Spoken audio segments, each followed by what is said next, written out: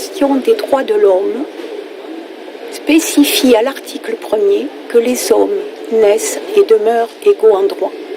Les valeurs d'égalité, de justice, de liberté et de fraternité ont un socle commun qui permette le vivre ensemble.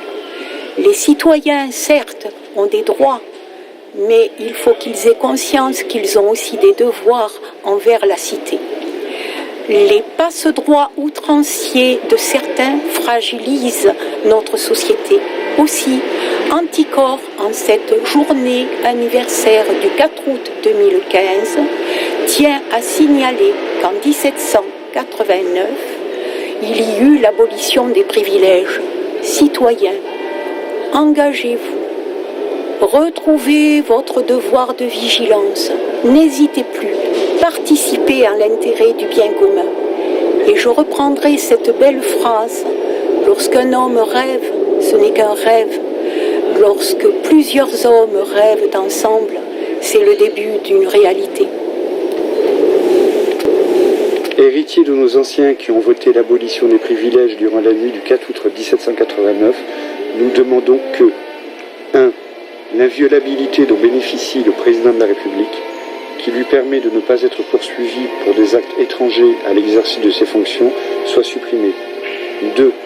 Les anciens présidents de la République ne soient plus membres de droit du Conseil constitutionnel. 3. Les moyens humains, à l'exception des agents chargés de leur protection, la gratuité des voyages, la voiture et le logement de fonction accordés aux anciens présidents de la République soient supprimés. 4. La Cour de justice de la République soit supprimée et que les membres du gouvernement soient jugés devant les mêmes juridictions que les autres justiciables. 5. L'inviolabilité dont bénéficient les parlementaires, qui leur permet de ne pas être poursuivis pour des actes étrangers à l'exercice de leurs fonctions, soit supprimée. 6. La réserve parlementaire, outil du clientélisme, soit supprimée. 7.